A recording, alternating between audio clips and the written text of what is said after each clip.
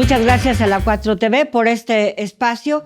Aquí estamos 4 personas que, además de que nos encanta leer, un día sí y otro también, una de las cosas que más nos gusta hacer en la vida es compartir y fomentar la lectura. Entonces, y hoy estamos aquí para eso, traemos cada quien un libro que nos gusta, porque eso sí, nos recomendamos, no les vamos a mandar algo que digamos, lean eso porque dicen que vale la pena. No, son libros que nos gustan, que nos apasionan, que además, si el corazón nos late a la izquierda, esos libros ayudan a eso, a alimentar a la parte emotiva, porque no solo es un tema de manifiesto o demás, es un tema de emotividad. Quienes somos militantes de izquierda lo somos porque creemos en eso, porque creemos realmente que otro mundo es posible, y la literatura a lo largo de nuestra vida nos ha alimentado para llegar a esta condición en la que estamos, a este pensamiento en el que estamos. Así que, sin más, vamos empezando. Yo empiezo. Ya que en el programa anterior te tocó casi que correr. Ahora te toca iniciar. Bueno, yo voy a hablar de un género literario que históricamente no se ha considerado o no se tiene registrado como un género político, pero que es enormemente político, que es la ciencia ficción. La ciencia ficción como género es muy político. Incluso aquella ciencia ficción que es la que, digamos, más se publicita, que es la de las naves espaciales y todo eso, no deja de ser tremendamente político. Pero en este caso traigo una novela breve publicada en la colección popular. Dentro de la colección popular hay subcolecciones, por decir así, y esta pertenece a la de ciencia ficción. Recordarle a la gente que el Fondo de Cultura Económica está haciendo un esfuerzo extraordinario por construir dentro de la colección popular estas subcolecciones que tienen que ver con géneros que tradicionalmente la alta literatura, el octaviopasismo, los tuvo condenados, ¿no? Los veía con cara de fuchi. Que los veía con desprecio, como la ciencia ficción, como la policía, el negro policíaco, el terror, la fantasía, ¿no? Géneros que siguen siendo vistos por la alta literatura, o eso que llaman alta literatura, quién sabe qué es eso, no voy a hacer el chiste, pero que tiene que ver con géneros populares, géneros que conectan con la mayoría de las lectoras y los lectores, ¿no?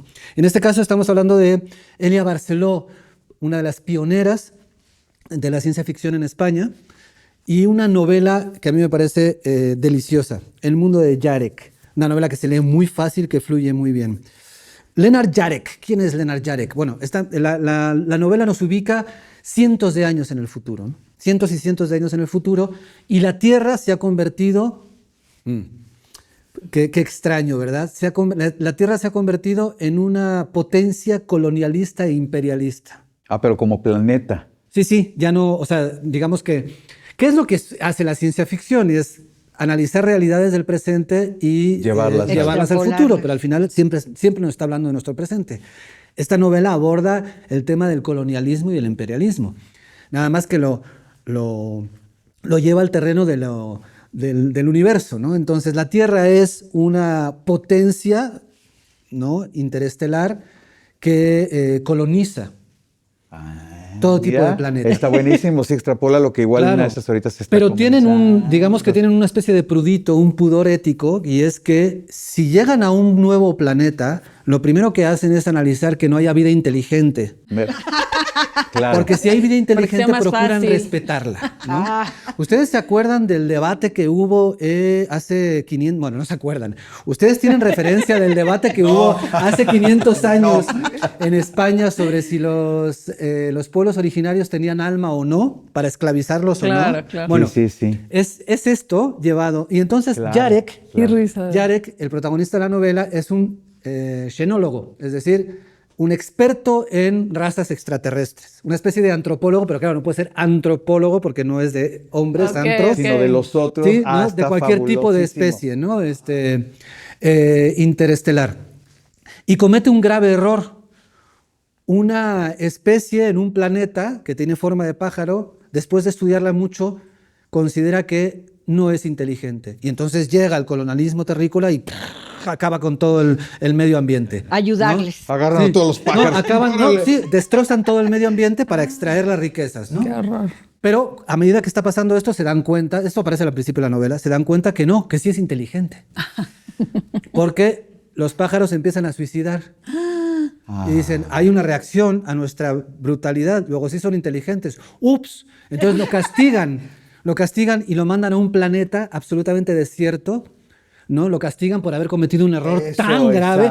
Es muy interesante la hipocresía que se maneja, ¿no? En términos o sea, como él no era una especie inteligente, entonces podemos destruir su hábitat, pero ¿no? que sí, pero si era inteligente, ups, perdón, nos equivocamos. Busquemos a un culpable. Tú, científico, metiste la pata y te mandamos desterrado a un planeta absolutamente árido. Y la novela empieza ahí, en el pleno destierro, vamos conociendo todas estas circunstancias. Él está solo. Lo dejan, la novela inicia cuando aterriza una nave y a Yarek lo dejan solo en este planeta, y en este planeta absolutamente árido, y vamos viendo cómo él va recordando todo lo que pasó, que es lo que acabo de contar, y cómo se enfrenta a este planeta árido donde supuestamente no hay vida, pero resulta que sí hay vida. Y entonces vemos cómo este científico Elia Barceló nos retrata a un científico enormemente soberbio, obsesionado con la fama, con el reconocimiento, con el aplauso, y eso lo lleva a cometer los mismos errores con estas criaturas que aparecen de la nada, de pronto, y que con las que empieza a convivir, empieza a estudiar, y entonces él ve ahí la gran oportunidad de recuperar, de restaurar su nombre, su buen nombre como científico.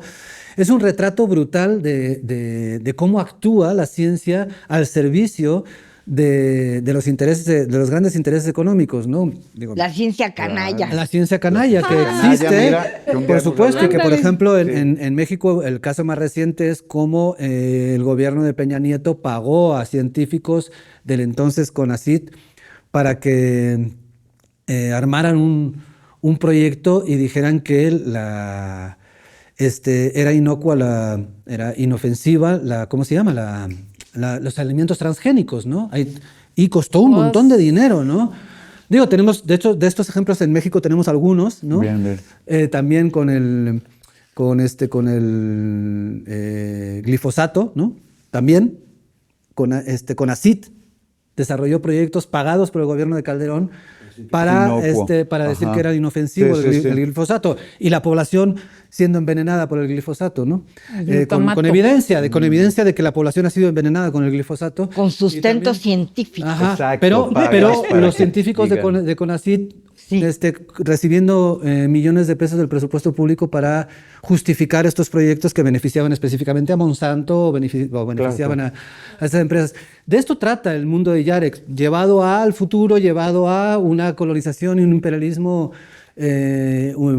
interestelar, pero al final trata de esto, ¿no? Me parece enormemente interesante. Bárbaro. Y hoy que es viernes, es un libro corto que lo Sí, pueden en un fin de semana. comprar. Oye, Y muy ligero además, muy ligero. ¿Es una especie de sátira o es el sarcasmo con que lo estás presentando? No, sí hay un elemento de sátira. Sí, hay un elemento de sátira. Y yo pienso que lo que decías, toda la ciencia ficción es política o tiene un trasfondo político.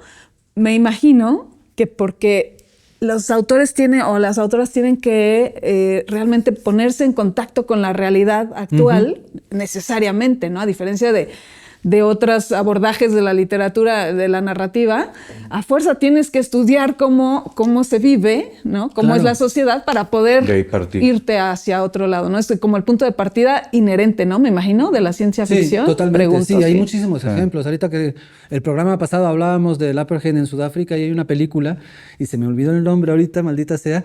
Es una película de ciencia ficción que reproduce el apartheid en Sudáfrica, pero con una raza extraterrestre que está atrapada en Sudáfrica. Es una película sudafricana y lo que hace es reproducir el régimen del apartheid, pero con una raza extraterrestre que está sometida, humillada, aplastada y explotada por los seres humanos. No, ahorita se me fue el nombre de la película, pero digo, como un ejemplo de cómo, aparte las grandes distopías, ¿no?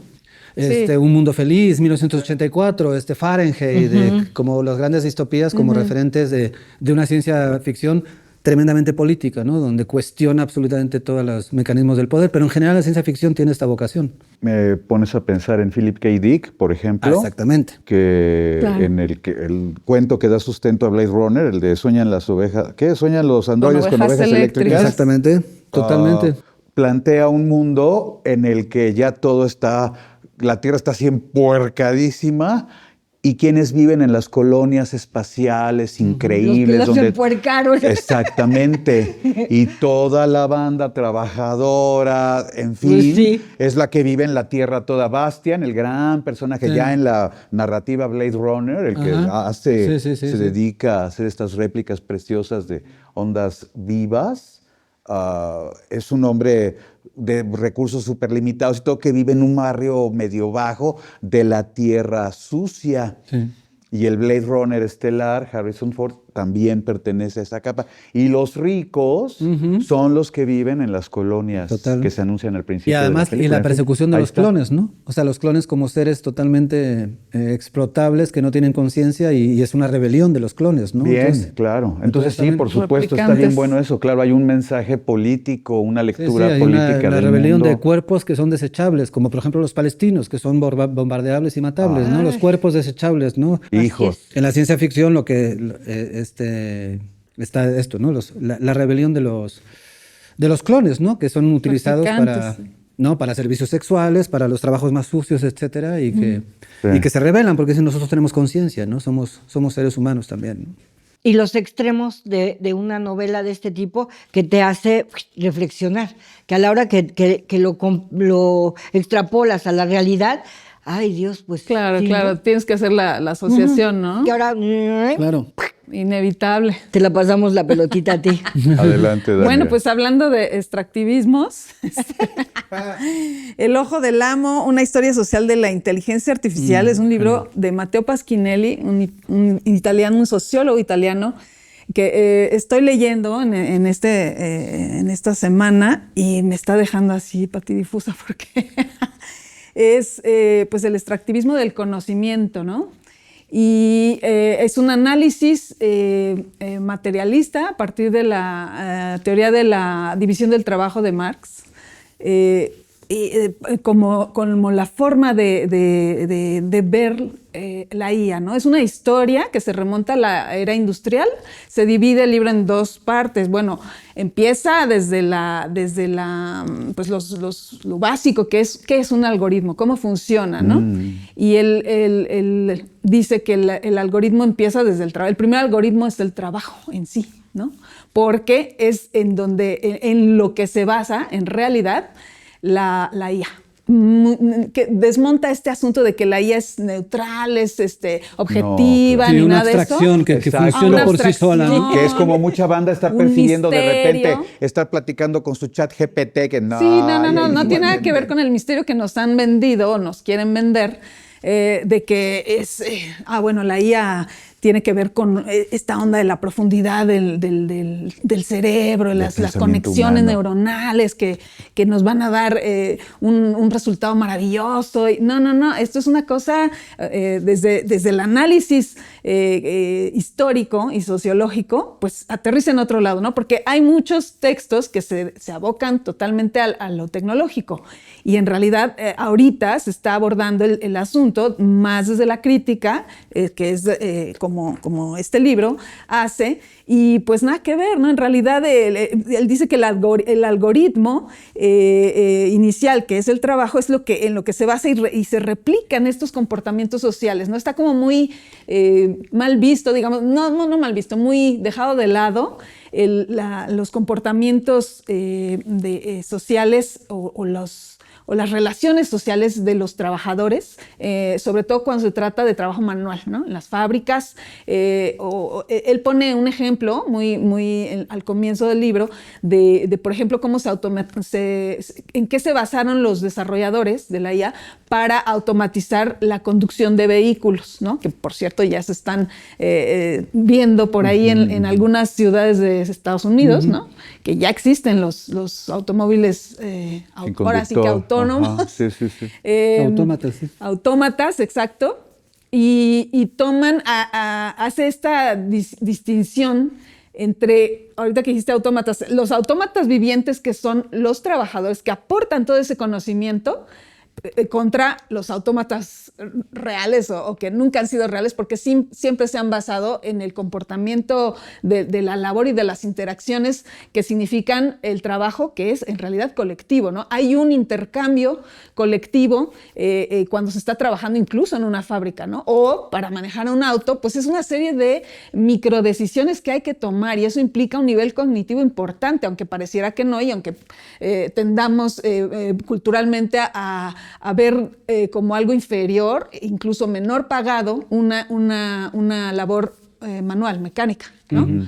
Y pues no, es dificilísimo. El mismo Elon Musk dice esto, ¿no? Esto es dificilísimo, lo ha reconocido después de muchos accidentes, ¿no? De sus experimentos para automatizar un auto. Pues que es mucho más complejo de lo que se imaginaba, claro. ¿No? Porque, no mames, o sea, perdón, porque no es posible. Porque siempre hay imprevistos. No siempre hay imprevistos. Siempre hay imprevistos. Exacto. Y en el tráfico, no nada más es un asunto de mecánica, es un asunto de interacción social. Wow, si tú estás claro, en el tráfico, y de toma de ¿no? decisiones entonces complejas. Tienes que, complejas. Y se mecaniza, lo haces ya en automático. Pero para eso tuviste que tener un cerebro humano, ¿no? Yo te aseguro que en esta ciudad no hay inteligencia artificial que pueda manejar, por favor. Justamente. El hoyo no que la tomar decisiones en una fracción de segundo. Sí, o sea, no. Justamente. Entonces es un extractivismo. Es un extractivismo de la función humana. Y lo pone con todas las letras, ¿no? Él totalmente se dedica a desmantelar esa idea del misterio como si fuera algo maravilloso que nos va a sacar de rollos. Y es terrible porque yo veo como gente ahorita muy joven, pues está abrevando directísimamente de la IA. Sí, y estamos involucionando, ya estamos condenados a la involución. Es que igual ahí está Cuando el yo me que pongo va a de generar así, rácatelas. Y el impacto en el ambiente, ¿no? O sea, claro. Y el que hay gastadero de detrás, agua, lo por que hay detrás. supuesto. Claro, Yo porque si nos ponemos... Sí, 2 litros de Los agua al día servidores. para producir un montón de palabras. Yo con 2 litros de agua... Y la inteligencia artificial para cada 1000 palabras, una onda así, una botellita de 200 mililitros. Los servidores es impactante. ¡Qué bárbaro! Inviables. Exacto. Cuando te das cuenta de que detrás de esa imaginería fabulosa está realmente algo súper, súper tangible y vil, pues ya. Sí. Está bien cañón, ¿eh? Un reto sí. en la historia de la humanidad. Yo lo pongo casi a la altura de las armas nucleares. Implica desde otro ámbito un problema igualmente de poderoso. Uh-huh. Por un lado tenemos estas cosas que nadie se atreve a destruir o mandar ya al espacio exterior. Aquí siguen en el planeta, quién sabe cuántas las quieren mandar al espacio exterior. Sí. O sea, o desarmarlas. Claro, pero bueno, solo ahí quería va, a un decir... planeta donde haya una civilización muy inteligente. Ya sabemos que tienes que leer. Pero solo quiero añadir... Tenemos las armas nucleares y por otro lado... La inteligencia artificial como un reto tremendísimo. Claro, pero para además el futuro. Lo que quería decir, y que por eso traje este libro acá, es que es importante que como gente preocupada por pues, la sociedad y lo que estamos eligiendo en nuestros gobiernos y nos ubiquemos. Sí, claro. Que se asomen a esto porque verdaderamente es un asunto de control de la gente y de intereses de poder. Y una mega explotación permanente. Absolutamente, sí. Detrás de la inteligencia artificial hay... Y no hay que desdeñar pues lo tecnológico que desde luego tiene por ahí amplias implicaciones. Sí, no, claro. Y sus virtudes también, claro, ¿no? Por supuesto, claro. Pero siempre hay algo detrás siniestro. Entonces asómense a verlo. Ahora nos vamos a Alemania. Oye, sí. Y un viaje en el tiempo. Dice Paco, y me encanta, que cada quien nos vamos volviendo una clase de lector, ¿no? Con los años. Y me da risa porque cuando empezó la pandemia me dio por leer a Saramago, Ensayo sobre la ceguera. Traía yo como la onda del, ¿sabes? Es real, que viene una coyuntura y por algo me llama a hacer un libro en particular. Y ahora he tenido muchísimo la onda de, estoy releyendo a Ana Frank, el diario de Ana Frank. Lo leí primerísima vez cuando tenía 14 años, lo recuerdo muy bien. Y yo digo que entendí el 25% o menos. Recuerdo incluso la edición que era así de pasta dura, de Bruguera, si mal no recuerdo. Traía un dibujo muy raro de una niña como rezando y sobre todo eso, en fin, todo, un viaje como muy raro y bueno, ya Ana Frank. Pero ahora vuelvo a Ana Frank y estoy, queridos que nos miran, de veras conmovido por la voz poderosísima que encarna esta pequeñita que cayó víctima de un afán brutal de genocidio y de privación. Terminio. Sí, una cosa, pero ella lo narra y lo reflexiona de una manera tan bella, tan sabia, es conmovedora. Oigo una voz dentro de mí que me grita, sal fuera, al aire, a reír. Ya ni le contesto.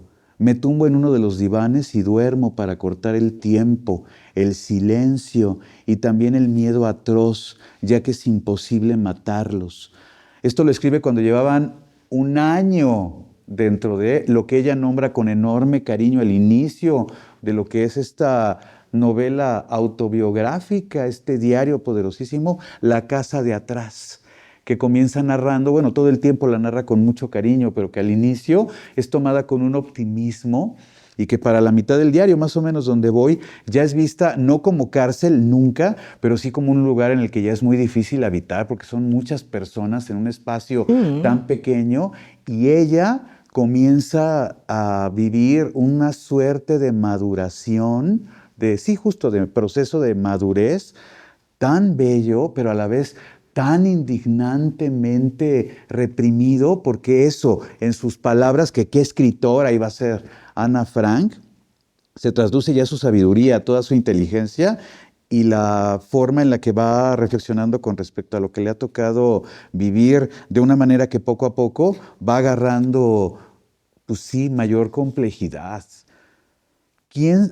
A veces creo que Dios me quiere poner a prueba, tanto ahora como más tarde. Debo ser buena sola, sin ejemplos y sin hablar, solo así me haré más fuerte. ¿Quién sino yo leerá luego todas estas cartas? ¿Quién sino yo misma me consolará? Porque las cartas, la estructura del diario, están dirigidas todos los textos a una amiga imaginaria, Kitty, que es a la que ella le dirige todos los textos.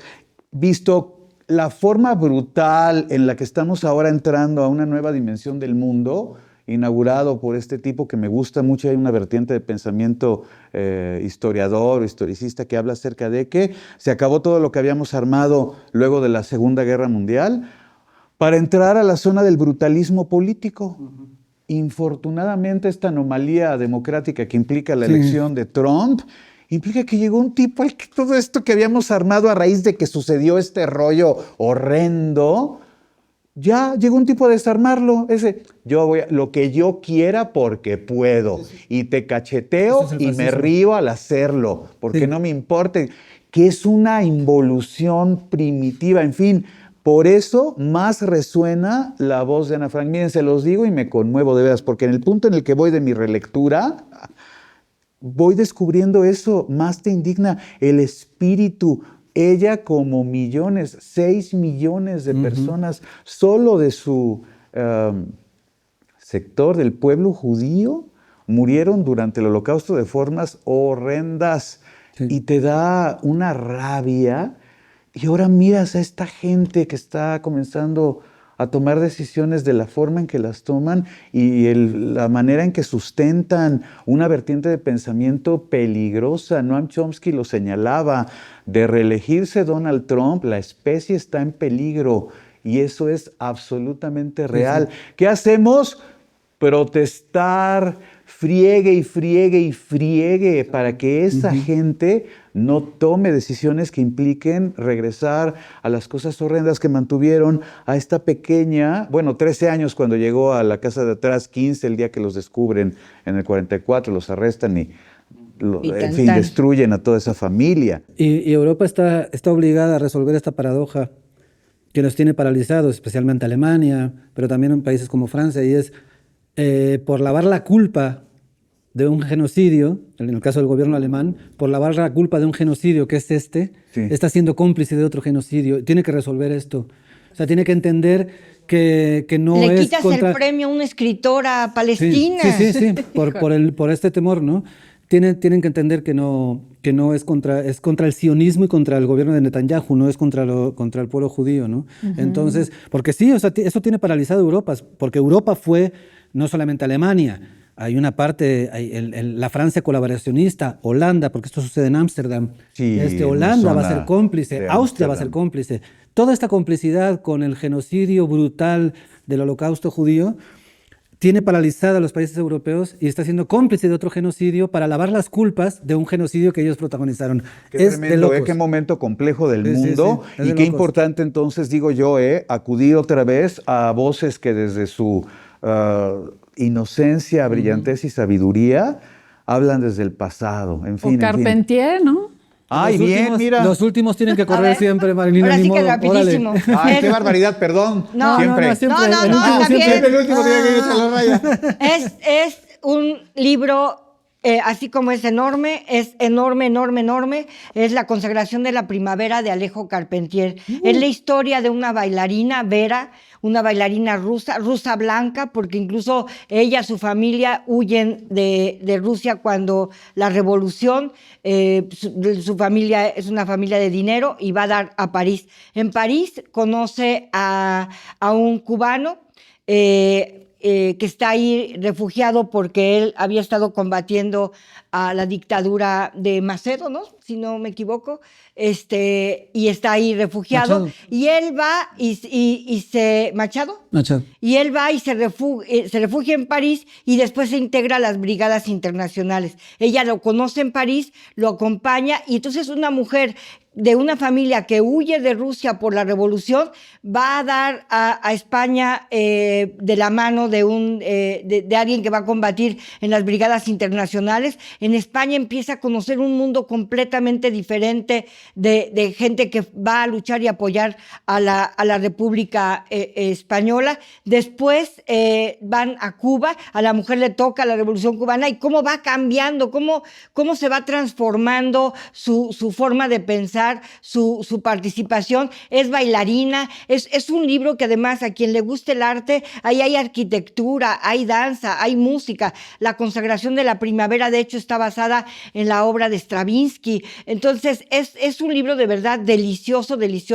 Yo también es un libro que he leído varias veces en mi vida, y cada vez que lo leo es como si apenas fuera la primera vez que lo estoy leyendo, porque descubre uno más y más cosas. Si les gusta la historia, si les gusta la lucha de una mujer, cómo va transformando su ser, si les gusta el arte, o sea, dependiendo de lo que les guste a ustedes, es una novela que seguro los apasionará. Es exquisita, es llena de, sí, con frases en francés, lo que sea, al estilo de Alejo Carpentier, pero de verdad una novela buenísima. Es también una consagración del lenguaje, ¿no? De la primavera. Una consagración del lenguaje, y un repaso histórico, así desde la Revolución Rusa hasta la Revolución Cubana.